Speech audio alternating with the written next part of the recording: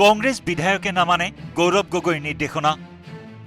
কংগ্ৰেছ বিধায়কে সদনত কাক সহায় কৰিলে ইউচিচি বিতৰ্কত। কাৰ অনুমতিত কংগ্ৰেছ বিধায়কে ইউচিচি বিলত আনিছিল সংশোধনী। ২৭ মেৰ দিনটোত অসম বিধানসভাত হৈছিল ইউচিচি বিধেয়ক সন্দৰ্ভত আলোচনা। শাসক বিৰোধীয়ে অংশ লৈছিল ইউচিচি বিতৰ্কত। বিতৰ্কত মুখ্যমন্ত্ৰীয়ে ভাষণ দিয়াৰ পূৰ্বে কংগ্ৰেছৰ ফালৰ পৰা বিধেয়কখনত অনা হৈছিল এটা সংশোধনী। সংশোধনীটো আছিল প্ৰথম পত্নীগৰাকী সম্পূৰ্ণ অসুস্থ হৈ গ'লে দ্বিতীয় পত্নী বিবাহৰ অনুমতি লাগে। মই পবিত্ৰ সদনৰ মজিয়াৰ পৰা চৰকাৰক আহ্বান জনাইছোঁ যে এই বিভাজনমুখী বিলখন প্ৰত্যাহাৰ কৰক। আমাৰ শান্তি সম্প্ৰতি অক্ষুণ্ণ ৰাখিবলৈ মই ইউচিচি বিলখনৰ তীব্ৰ বিৰোধিতা কৰিলোঁ। ধন্যবাদ। ১৯ জন বিধায়কৰ ভিতৰত ৪-৫ জন বিধায়কে চহী কৰিছিল সংশোধনীটোত। এই সংশোধনীটোৰ পাছতে মুখ্যমন্ত্ৰীয়ে সুযোগ পাইছিল কংগ্ৰেছক তোলা ধূনা দিবলৈ। শাসকীয় পক্ষই থকা সৰকা কৰিছিল কংগ্ৰেছৰ মহিলা বিধায়িকা বেবী বেগমক। মুখ্যমন্ত্ৰীয়ে সদনৰ মজিয়াত কংগ্ৰেছক সজাইছিল মহিলা বিৰোধী। কোনোবাই যেতিয়া কয় যে ডাঙৰজনী ঘৈণীয়েকক বেমাৰ হ'লে দ্বিতীয়গৰাকী বিবাহৰ অনুমতি দিব লাগে, তাতকৈ দুৰ্ভাগ্যজনক যুক্তি একোৱেই হ'ব নোৱাৰে অধ্যক্ষ মহোদয়। কিন্তু আপুনি শুনি আচৰিত হ'ব, কংগ্ৰেছৰ নেতৃত্বই কংগ্ৰেছ বিধায়কক দিয়া নাছিল সংশোধনী অনাৰ কোনো নিৰ্দেশ। বিধায়কসকললৈ কংগ্ৰেছৰ নিৰ্দেশ আছিল বিধেয়কখন সদনত বিৰোধ কৰি চিলেক্ট কমিটিলৈ প্ৰেৰণ কৰাৰ ব্যৱস্থা কৰাৰহে। আমাৰ হাতত থকা খবৰ অনুসৰি ইউচিচি বিধেয়ক বিৰোধিতাৰ বাবে এপিচিচিৰ ৰিচাৰ্চ কমিটিয়ে প্ৰস্তুত কৰা ২৬ পৃষ্ঠাৰ ৰিপৰ্টটোত আছিল এই নিৰ্দেশ। আনকি মুখ্যমন্ত্ৰীয়ে উভতি ধৰাৰ সময়ত সদনত কংগ্ৰেছ বিধায়িনী দলৰ নেতা ৱাজিদ আলী চৌধুৰীয়েও কৈছিল এই নিৰ্দেশনা দলৰ নহয় বুলি। এমেণ্ডমেণ্ট আনিছে কোনে? ৱাজেদ আলী চৌধুৰী, জাকিৰ হুছেইন সিকদাৰ, নুৰুল হুদা, বেবী বেগম, আব্দুল সোহাইল আলী চৰকাৰ। কৈছে unrecoverable disease, incapable of any works. মানে কি? এইখিনিতে প্ৰশ্ন হয়, দলে নিৰ্দেশ নিদিয়াৰ পাছতো ৪-৫ জন বিধায়কে চহী কৰি কিহৰ বাবে আনিছিল সংশোধনী? এই সংশোধনীৰ বাবেই বিপদত পৰিব লগা হৈছিল কংগ্ৰেছ। এতিয়া গৌৰৱ গগৈ এওঁলোকক কি বুলি গ্ৰহণ কৰে সেয়া সময়ত হ'ব লক্ষণীয়। Bikram Bora report, news 18 Assam north east.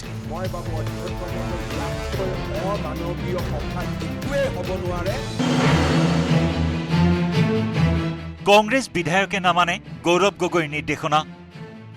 Congress বিধায়কে সদনত কাক সহায় কৰিলে ইউচিচি বিতৰ্কত। কাৰ অনুমতিত কংগ্ৰেছ বিধায়কে ইউচিচি বিলত আনিছিল সংশোধনী। ২৭ মেৰ দিনটোত অসম বিধানসভাত হৈছিল ইউচিচি বিধেয়ক সন্দৰ্ভত আলোচনা। শাসক বিৰোধীয়ে অংশ লৈছিল ইউচিচি বিতৰ্কত। বিতৰ্কত মুখ্যমন্ত্ৰীয়ে ভাষণ দিয়াৰ পূৰ্বে কংগ্ৰেছৰ ফালৰ পৰা বিধেয়কখনত অনা হৈছিল এটা সংশোধনী।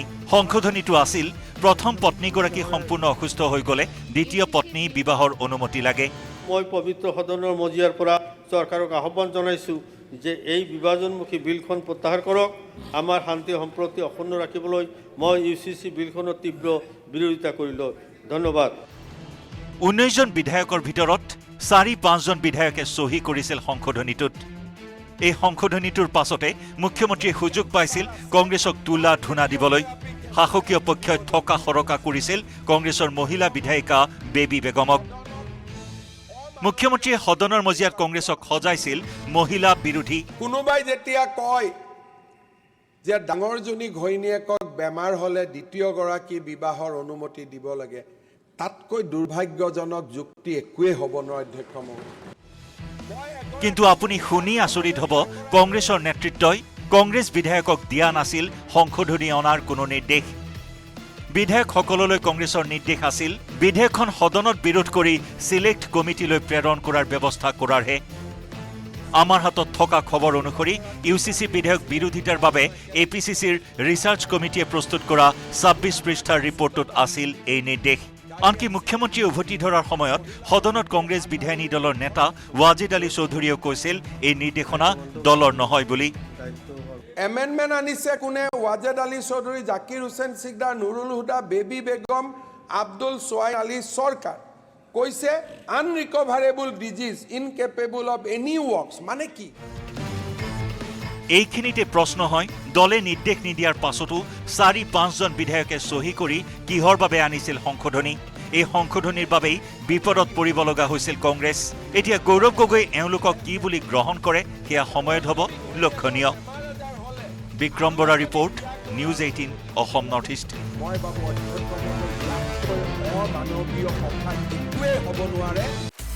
আপুনি বিচৰা বাতৰি পাব কেৱল নিউজ 18 এপত। নিউজ 18 এপ ডাউনলোড কৰিবলৈ স্কেন কৰক এই QR কোড। গুগল প্লে ষ্টৰতো পাব এই নিউজ 18 এপ।